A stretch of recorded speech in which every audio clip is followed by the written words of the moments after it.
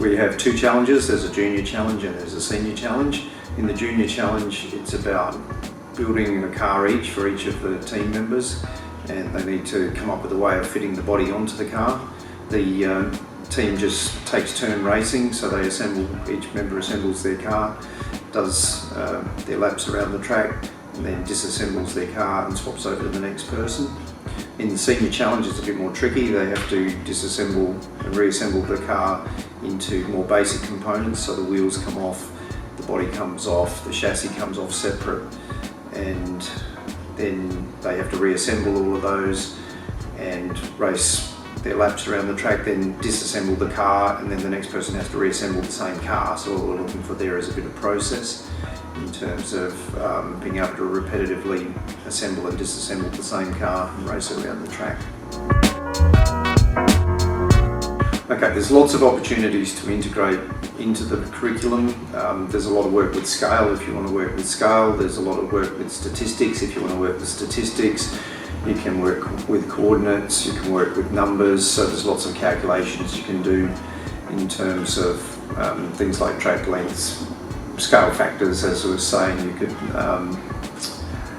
can work out what sort of speeds the car's doing as it would compare to real life, and work out how long it would actually take to travel some of these distances in real life as compared to what happens in the scale cars.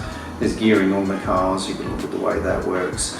If you're doing CAD work, there's lots of X and Y coordinates, so you can do some geometry kind of stuff, and plenty of statistics. You can be timing how long individual people take to assemble and disassemble the car. You can time their laps, and you can look at those over time and see how they're changing. So you can even analyse that to work out how to improve your overall team performance. One of the challenges can be getting everyone engaged in the class, although naturally playing with slot cars, kids will have a lot of fun and they will want to just play with the cars, but you sort of need to give them that fun and let them explore and have fun with it. But if they're actually building their own cars, they will be quite keen to get them up and running so that they can play with them. So sometimes you'll need to make sure they're actually doing things properly when they are building them, or else they will just throw them together as quickly as they can just to get them onto the track. I think for new teachers, if something seems too hard, then you're probably trying too hard. It shouldn't be that hard, so the kids should be able to have fun with the challenge. If you're not having fun with it, then there's something wrong. But if it seems like what you're doing is way too hard, then you may be trying to do more than what you need to do. At a basic level, you don't need to do too much. But obviously you can take it further if you want to. So if you want to take it further, you want to come up with optimal solutions, you want to bring in all the numeracy and literacy stuff that goes with it, that's fine.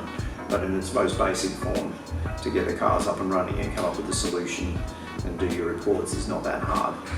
And so especially the senior challenge is probably the one that might challenge teachers a little more because of the extra complexity in putting the cars together. But if you're struggling with that, then you're probably doing too much.